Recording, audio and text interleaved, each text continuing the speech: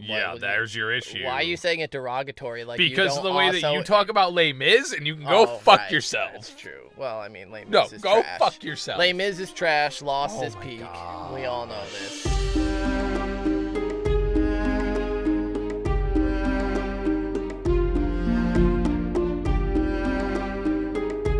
What up, and welcome to another episode of Brotherhood Without Manners, your favorite full spoiler reread podcast of George R.R. Martin's Song of Ice and Fire series. I am Nate. Joining me is my brother Zach. The cool one. Sure, go for it. He's sad. Yeah, I don't feel like fighting right now. Nate's had a month. What up? If you joined us before, you know we're for full spoiler. As Nate just said, I've got mush mouth. For spoiler. Sure. 4 in spoiler years in the past. And we discuss a Song of Ice and Fire series. Game of Thrones, Clash of Kings, Storm of Swords. If you're here, you probably know them. You know those titles. But maybe. If not, whatever. But we don't also stop ourselves from spoiling just about everything else, though, either. So, I'm not going to throw out an example this time. Yeah, Nate's been known to spoil Hades and some other stuff, so yeah. Could be worse. Zach likes to talk about Lost, so. I love Lost. Yeah, there's your issue. Why are you saying it derogatory? Like because of the way that you talk about Les Mis, and you can go fuck yourself. That's true. Well, I mean, Les Mis is trash. No, go fuck yourself. Les Mis is trash. Lost his my peak. God. We all know this. Anyway, we talk about A Song of Ice and Fire. Last episode, we were reading Sansa 6 from Storm of Swords. Yeah. Little bird. She's had a journey. Little bird and little finger. Yeah, God, fuck him. Yeah, they're on the fingers. Throw him into the ocean, for fuck's sake. Yeah, they finally arrived to little Peter Baelish's home, and he is just living it up, talking trash on everyone around, including the town, showing off to Sansa how great his horrible place is. He hates it there, but he makes sure that not that they care, as he bosses them around, they're like, we were going to do that anyway. Can you just go, leave again, please? Lysa shows up. It's not a great reunion for her and Sansa. No one expected it was, but Lysa's still being pretty gross and deranged, and Sansa is revealed to be Sansa to Lysa, who is then like, oh, great, you can marry your cousin, Sweet Robin, and you have to let him win at everything, and you can read him stories because he's going to have a grateful and obedient wife. And Sansa's like, oh, fucking great, yay. And so poor Sansa is struggling with that, but, frying pan, fire, ... all of that fun stuff. We're not with Sansa, though. We're not with Arya. We're with Jon. I don't want it. We're with Jon. There has been a fun little, triangulation between Sansa and Arya and Jon, though, as both Sansa and Arya had debated potentially going to the Wall. Littlefinger straight up pointed out to Sansa that the Wall is under siege, and so that's not a viable place for her to call home. While they're both in the Vale, Right, and so it's wild. Johnny Boy's been having it rough. He's had a rough book, y'all. And so this is Jon 6 we'll be reading today. Jon 5, the Wildlings, the Free Folk. This is Jon 6? I thought it was Jon 9. Am I wrong? I think you're way off, but last episode, now I'm all thrown off. No, you're right. Jon 9. Yep, absolutely. Okay. Yeah, no, I have it numbered in my book correctly. It's just reversed. But in my notes wrong. So yeah, Jon 9, sorry. In Jon 8, the Wildlings, the Free Folk, whichever you prefer, are attacking. Well, they're prodding. They're testing the defenses of Castle Black because, as we know, Jon went turncloak for realsies this time and betrayed the Wildlings. And the Magnar of Thenns in his group attacked from the south. And there was a big old battle in which the stairs were lit afire and dropped on their asses, which did indeed kill the Magnar of Thenns. They exploded that shit. It was a pretty dope plan, but there was some self-sacrificial nonsense to it because now the winch is the only way up. But not only that, but our little fiery wildling, love of Jon's life, We should have staved in that cave, Jon Snow. Ygritte caught an arrow. Jon notes that it wasn't his, but he still feels guilty about it because, there's a big old wall between these two people, that he's lived amongst both of them and seen that, hey, we're not so different after all. So Ygritte's dead. Jon has been forced to man the wall. The wall is his. Because then, after all that, I think that was 7, wasn't it? Yeah. That was a while when ago. the actual forces of Mance start poking the northern side The of the mammoths, wall. the giants, they're coming at the gate, and they are coming hard. Donald Noy died in the tunnels with defending. Mag the and Mighty. Mag the Mighty, the last of the... Manages to actually get through the gate and into the tunnels where Mag and Donald Noy have their final standoff together. They die fighting each other, and this makes Jon literally sick, as it's quite the grisly scene down below the wall when he goes to check with Maester Aemon and a few others. And not just because of the blood and the gore of it, but Jon knew both of these people, these individual sentient opposite sides people warring. One being a giant, but that has no bearing on the fact that Mag is just trying to live as well. Just the Capulets and the Montagues. Exactly, dude. Yeah. And so Jon is it's Mag the Mighty and Donald Noy are Romeo and Juliet. They're star-crossed lovers. That's it. I love it. No, it's the absolute. Yeah, it's the parallel sides of the Jon's the rock in the hard place. Jon's the no choice is a good choice. So Jon 9, here we go.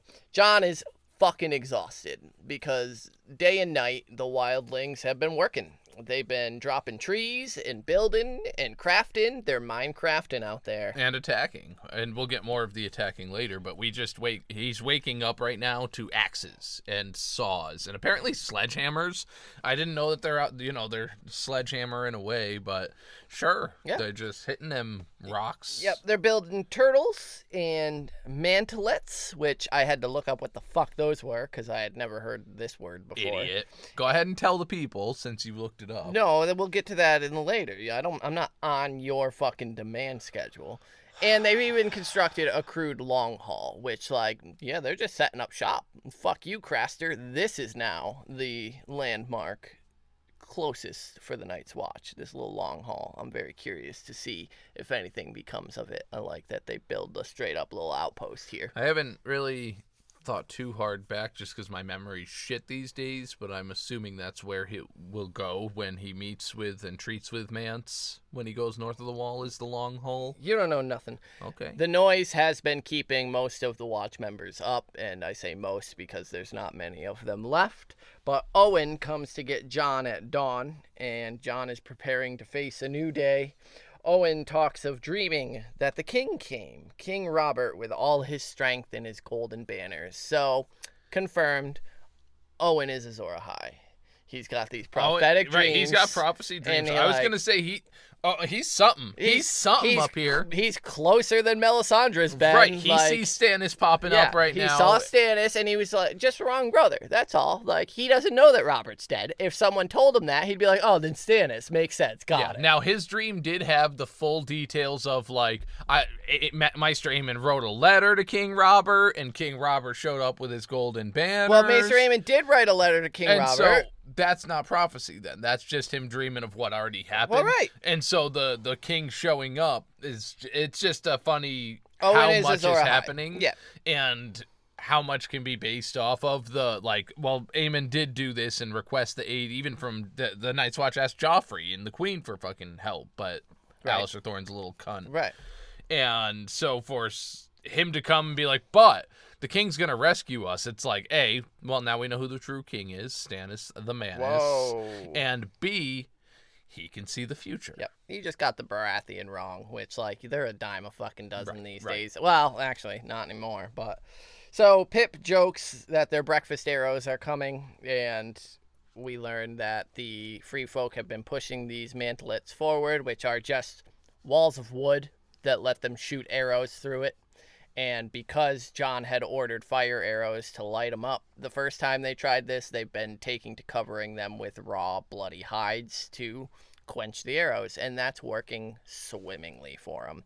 So these arrows really don't have much of an effect besides just kind of fraying their nerves. But We do learn that poor Red Allen of the Rosewood had caught one in the leg and fell from the wall 3 days ago, which twofold, we're shown here that one of their number died for it, and two, we're 3 days of this has already been going on. Yeah. Like, they're fucking exhausted. The Night's Watch is getting no breaks, whereas Mance has so many men, he's just refreshing them. That's why they're able to keep working day and night, and I'm sure they're not even, I don't even know if, like, working is appropriate. I think it's literally just create a cacophony of noise to fuck with them. Just be loud. Set them on edge. Like, we're doing stuff. You don't know what, but we're up to some shit. Right. So for fun, they've started to name the Scarecrows that they had built back in John 6 or 7, whichever it was, just to make it look like there were more of them when the Magnar of Then was coming. Right.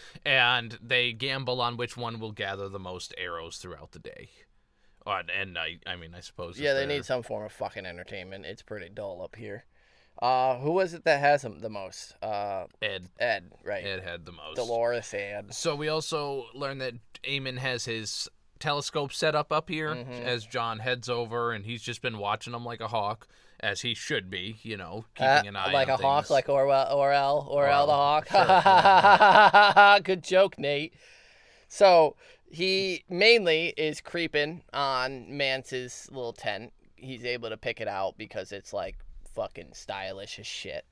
But he sees pregnant Dala and Val. Keep an eye on Val. Bad bitches. John has a crush on Val. And the turtle that's being covered with bloody hides, and it's very nearly done. The turtle, of course, will be pushed right up to the gate and provide cover so that way they can't be shit on with arrows and they can bash down the gate, which John is like, yeah, we just kind of got that repaired, so that's not going to hold long against any sort of assault once they actually properly start putting in effort on it. So once that turtle's done, the watch is kind of done, is sort of like the vibe that we're getting here. Yeah, and so then John is joined by Gren, and we get that there is a plan in an action to deal with these turtles. John has asked that barrels be filled with rocks and then poured water over them to fill in all the gaps. Yeah. Frozen. And now we know that they've just got these fucking barrel bombs that they can chuck. John reflects on how much his friend Gren has grown. And I think it's a very sweet moment. And it also serves twofold purposes. It reminds us, one, that some good time has passed since these boys were in the training yard. Right. Gren has now kind of grown into his nickname, the Aurochs, Yep. that Sir Alliser. Remember that guy? You should, because that's going to be important. Is that why they're mentioning it right now? Gave him way back in the yard, but Gren... Which is funny that he mentions the name being given there, and he will also bring up that Lord Snow was given to him by Thorne during that conversation. John orders Gren to get some sleep. He had night watch, and he's like, we're going to need you because you're the only one who can move these fucking barrels of ice and rock, so... And he spies Tormund through the mirrorish lens as well. Tormund is barking orders at his sons while chomping on a leg of lamb or mutton. And he also manages to spy Varamir Sixskins with his shadow cat at his heels. And so lots of fun little... That guy right there is not fucking real. He's something. He's fucked. Hobb brings him up breakfast. And this is where John notes that they're getting very low on supplies like arrows. And that a raven had recently reported that Bowen Marsh had fought a bloody battle at the Bridge of Skulls and was wounded for it. And so John's like, great, he's not coming back anytime soon, which means he's still got command.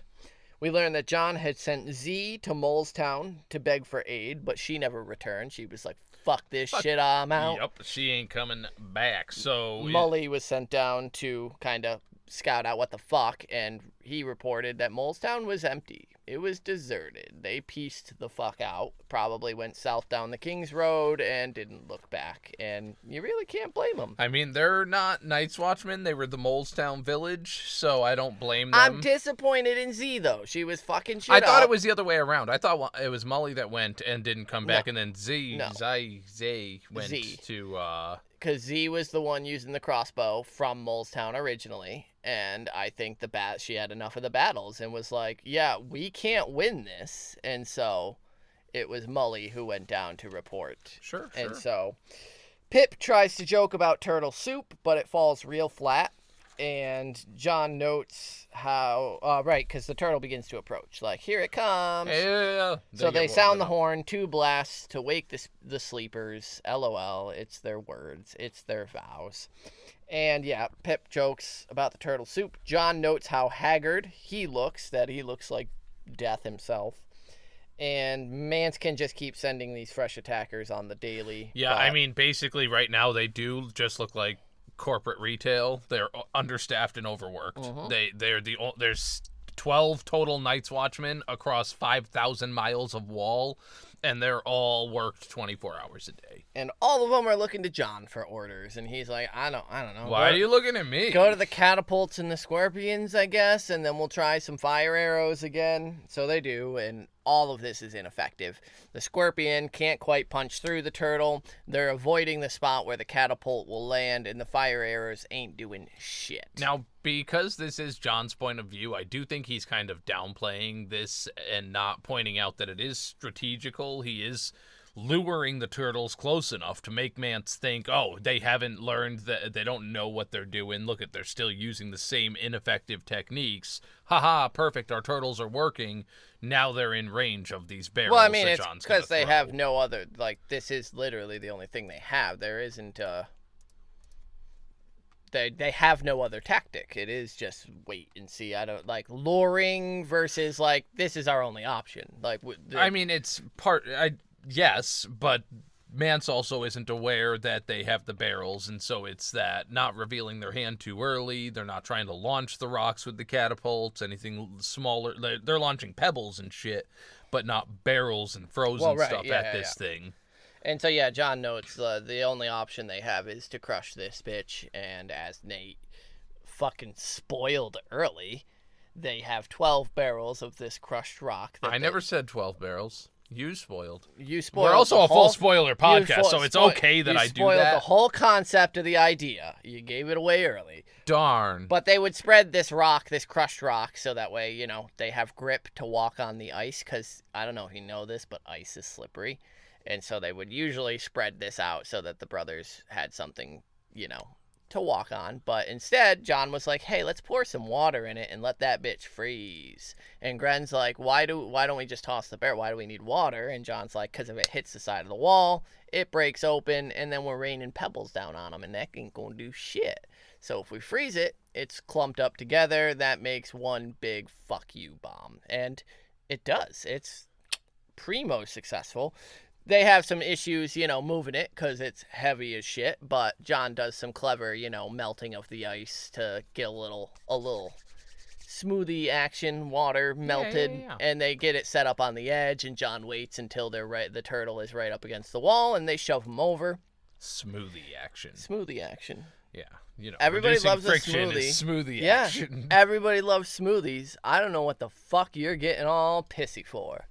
So this is super effective. They are dropping a ton of weight down on, I don't care how fucking well constructed it is, and clearly it's pretty well constructed because they're able to just straight up take this turtle over the corpse of one of the giants, and like it's basically, John says it's about the size of a long haul, so like there's barely any, you know, changed to it, the coverage, but this is very effective. It crushes, it splinters it, and then I like Pip kind of notes like, look at all the little rabbits come spilling out. Look at them scattered. And so they send some arrows to help, you know, push them along back as they retreat out. But yeah, they fucked up this turtle quite well. I like how John uses this barrels as the microphone and is like, cool, I'm done now. Yeah. I'm gonna go get some sleep. Well, I like it's the adrenaline rush has now worn off. He knew there was combat coming. If this didn't work, they were absolutely fucked.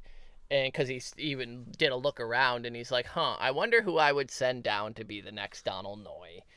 And looks at all of his friends and is like, yeah, I don't think any of them are really well suited for that, but he doesn't have to this time. And then the exhaustion hits him where he's like, fuck, I'm tired. His leg hurts still. He's dealing with that injury. And so he gives Pip the wall, and Gren and Pip do the cute, him, me, And John, smiling, goes down because he's like, I'm going to hit up Eamon for some of that good kush to knock me the fuck out. And the Dream Wine absolutely does do exactly Dream that. Wine? Straight from the north? He has strange dreams, but nothing particular called out, which I like. It's just kind of, nightmare fuel, you can imagine, stress-induced. Mixed in with green dreams and shit, and Right, wolf exactly, skin changing. So and even Martin's like, it's a stew of fuck. Go read my book, Fever Dreams, and just plant that in there. And space nonsense. John wakes, and when he does, he's facing 4 men that he doesn't know standing over him. And he's like, shit, did Mance take the wall while I slept? Like, what the fuck? Wildlings got in. But then he notes that they're dressed in the black garb of Brothers of the Night's Watch. And he's like, the fuck? And they're like, come with us, Jon Snow.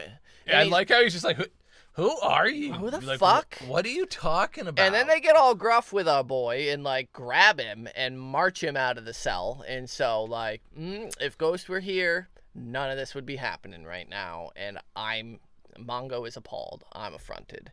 I don't like any of this. But he's marched up because he's in his cell, which is beneath the old bear's former chambers. And so they don't have far to go, but he's marched up to the old bear's old solar. And in there, he sees Maester Aemon is already awaiting him, along with Septon Celador, this cunt, and Sir Winton Stout. He's kind of like sleeping in the window seat, and our old buddy Sir Alliser Thorne. Yeah. And another man that John doesn't recognize. We do. Janos Slynt sitting at the old bear's death. How dare you stand where he stood? So I knew, we knew, always have known. Don't like Janos. This fucking chapter, he downright pisses his me overcompensation off. for the Stark shit. I'm so fucking mad at this guy. He is so butthurt about what Tyrion did and takes it out on anyone named Stark, or even, because Jon isn't named Stark, but, like, that relation upsets him personally when, like, you're the one who fucked Ned. Ned did nothing to fuck you. Right. And yet you... And you were well aware that you were the traitor. Yeah. You betrayed him. I fucking hate this guy. This is just one of the most, and it's meant to be for us as readers, the most frustrating scene in the books as Alliser and Janos begin calling Jon Turncloak. Yeah, so off the bat, Thorne introduces Jon as Lord Snow, as he likes to call himself. And Jon's like, dude, you fucking named me that. You gave me that nickname. What are you talking about? And then Janos is like, you will call him Sir. I will not have the good Sir Alliser Thorne's name squandered by the likes of you, okay? Here's my question. Titles. Driving me fucking nuts. And I'm pretty sure it's just answered by the election and everything, but this motherfucker comes in as takes rank Lord of Harrenhal. You were appointed to that because you were a fucking traitorous cunt, first of all.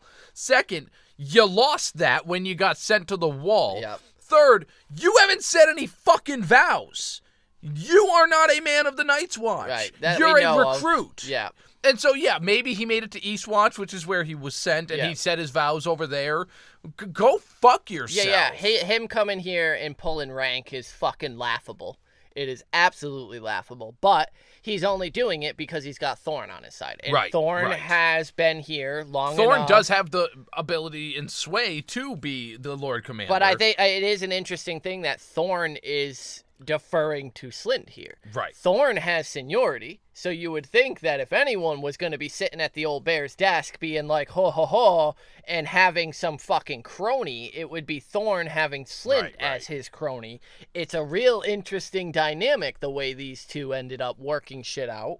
So, they give him the Oathbreaker stuff, and Aemon immediately goes to bat for Jon and is like, no, me and Donald already discussed this, heard the evidence. We deemed that it was required. He did have to do that. Yep. So he's good. Slynt wants to hear this explanation for himself. Jon is recalling that Old Bear had sent Alliser to Eastwatch to get men. And he was like, oh, so Cotter Pike must have sent men back with him. And he asks, how many men have you brought? Rightfully. And gets shut the fuck down where I'm asking the questions and here. It's that, they show up in the middle of fucking war, and Jon's just trying to make sure that the men survive. Well, that's the fucking dichotomy here that we're being... Jon is trying to lead.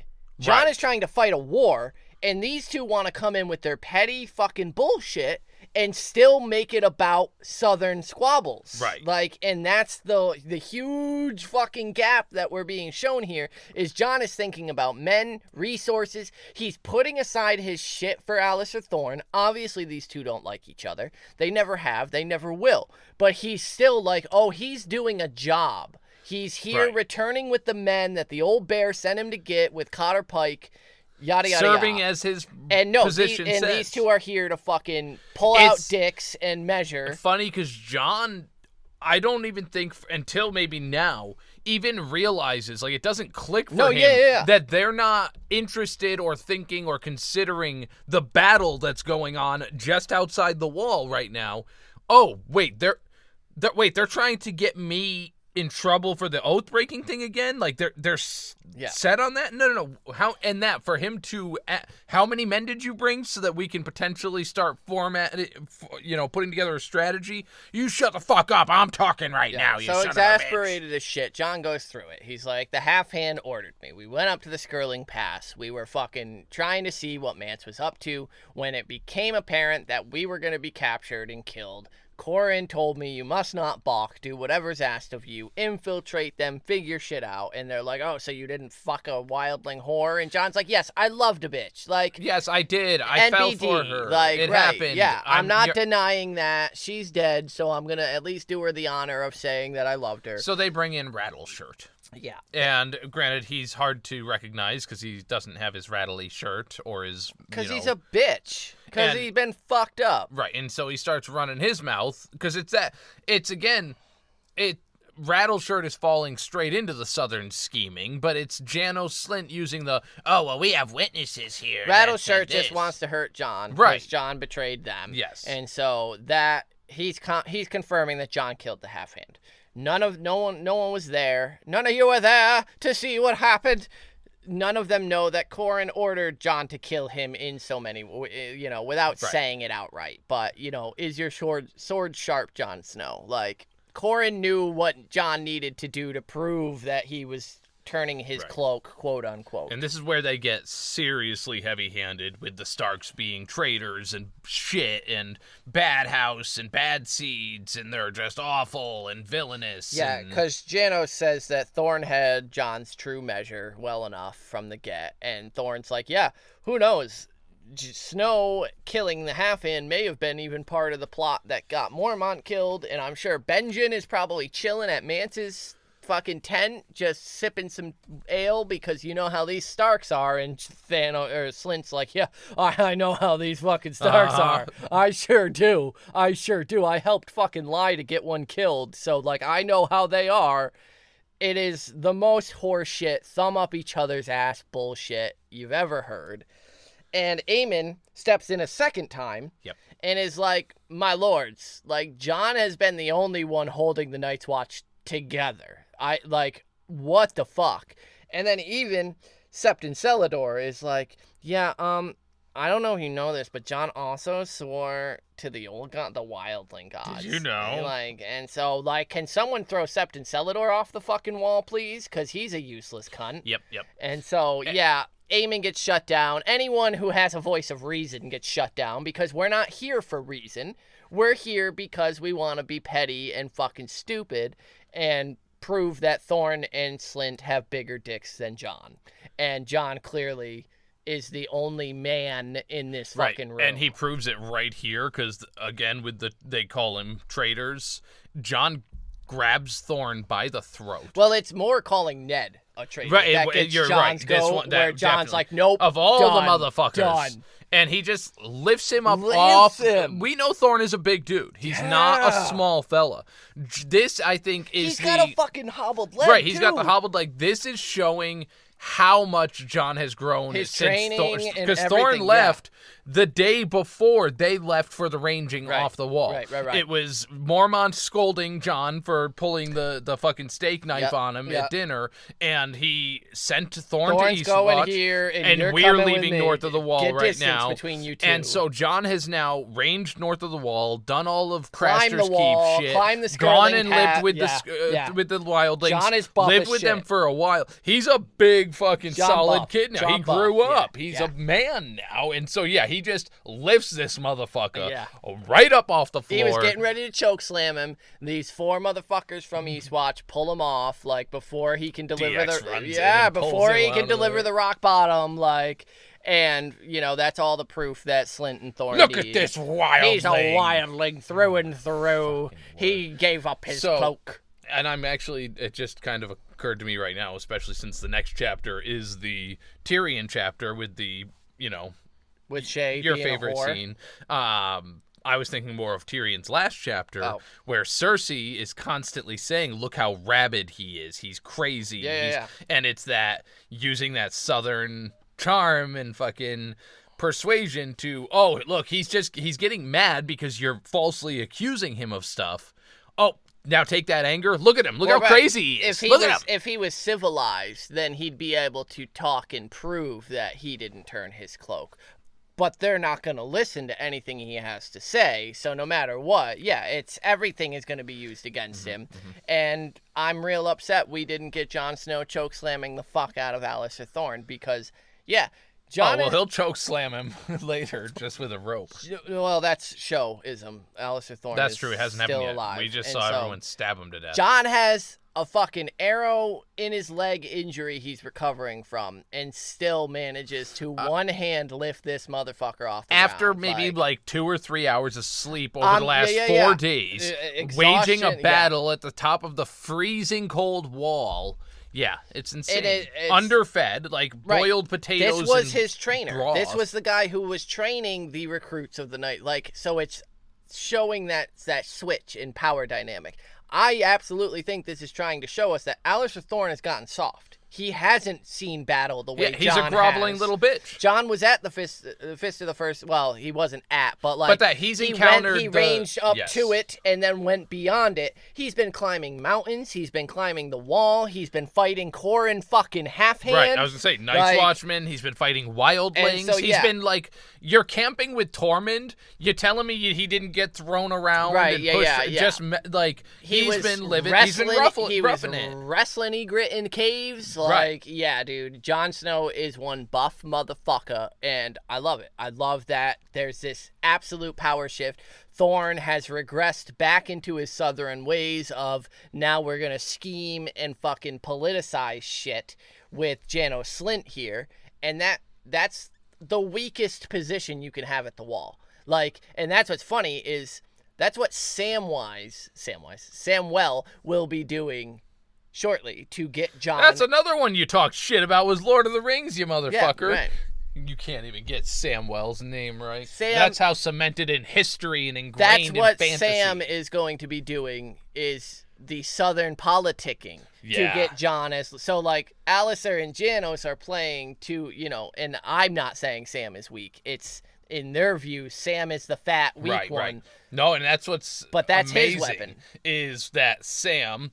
the wizard is going to be coming in and absolutely just, we need to play a game. Well, this is all scheming both of them. Right. History repeats itself. It's almost, I don't know if you've ever watched it. I doubt it, but there's that movie Moneyball with Brad Pitt and Jonah Hill, and Jonah Hill is just this intern who's like, but what if numbers? Look, like if we just nerd this stuff, you can't lose. And so Sam's going to come in and be like, how about just words? Look, let's just words this. And they're going to be like, you know what? You're right. All this to say, Alliser's just jealous that Jon Snow isn't kissing him on the lips, and so he's very upset. Right. Because Jon was able to get a wildling woman that was even prettier than Jon is. Right. And all that Alliser Thorne can dream of is how pretty Jon is. And he's like, why can't I just land the pretty one? He's locking lips with jowly Janos Slynt, and it's horrible. He's not a good kisser, y'all. Slynt does not know how to kiss. The jowls. It's just they don't jowls. help. Yeah, they just slap you. So it was a short one, but a good one. Most of the meat is at the end here with the return of cunt Slynt and cunt Thorne. And Jon being like, I don't have time for this shit. What the fuck are you doing? We're fighting a war against... Janos raises my blood pressure. Yeah, it's... Holy fuck, and Martin's writing is like kind of fucking peak here at the end because it is purely that you are meant to feel so fucking frustrated by this of like... we're still doing this? Like, we don't get this in John chapters. It's like our fucking, it's today's environment. Wait, for real? Like, seriously? Yeah, let's not, talk about topical It's too real. It's too real. Stop. We live in America, okay? And so... Speaking of jowls. Speaking of, talking and getting nowhere. But... Anyway, that was John 9. We're coming to the end. Yeah, a great chapter, frustrating chapter. Poor John is just trying to lead the wall, and now he's got to deal with this fucking bullshit. And I'm not having it. I'm freaking out, man. We're at the end. We're coming in. We have so few chapters left of this book. Next one is going to be Tyrion 10. Tyrion 10. Oberyn Martell. Can we just say that? Can we not? I want to say his name as many times as I can before the end of next chapter. No, you want to say it to upset me. Oh, so you're the only one that can feel distraught about Oberyn Martell? Yes. So we'll just say the Mountain then? Do we, what? How about we talk about Shay being a fucking bitch? We could do that too. I'm we could do that so too. mad. The bitch that leads to Oberyn's death. Oh man, she does tears and everything. Oh, he told me. He straight up told me that he was gonna kill Joffrey, my lords. Like, fuck. Well, if you want to hear me rage over that, join us for that episode. Tyrion 10. And yeah, we're coming to the end of Storm of Swords, It's going to be so good. It's good. It's getting good. It's been good. It's only going to get better, but... I think that means that before the end of this year, we'll be on Feast. Yeah, definitely. And so that's coming quick. Holy knock on wood, barring any major catastrophes, which, America might implode before then. Who knows? It's only the first year of this term, y'all. So, pray for us. Anyway. My head hurts. Like and subscribe everywhere you can. Listen on YouTube. Apparently, a lot of people are discovering that because we mentioned that the Spotify episodes in certain countries... Fuck Spotify! In certain countries, Spotify doesn't have certain episodes for some reason. Yeah, so if it's fucked for you, go check out our YouTube, and you'll probably find the episode you're missing that, there. Or you can go to the Apple Music, podcasts, iTunes, whatever it is. Haven't heard of Apple fucking us over yet. Yeah, and so as far as I know, in that each country has their own section there for that. You can find us there. But we've gotten many people saying YouTube is like the spot where they're finding the ones they're missing. So, that's all reliable. So if you're like, I feel like there should have been an episode here. Yeah. Check out another platform. Go subscribe over on the YouTube, though. We're real close to breaking that 100 mark. That'd be sick. Yeah, that'd be cool. Sick. That'd be cool. We're just gotten little guys, just doing our little guy thing. So, every bit of support helps. Helps a lot. You can also send us an email. That's the one I almost forgot there. Without Manners Brotherhood @gmail.com. Send us a little note, message, requests. I don't know, whatever you want. We're probably not going to give you no requests, but you could send them to us. Whoa. I'll read it. Whoa. Probably even respond, but I will make Nate take a request seriously. So he's being a bitch, I'm not a bitch. That's why you all like me better. Not one person has said they like you better. With that, Valo de Harris!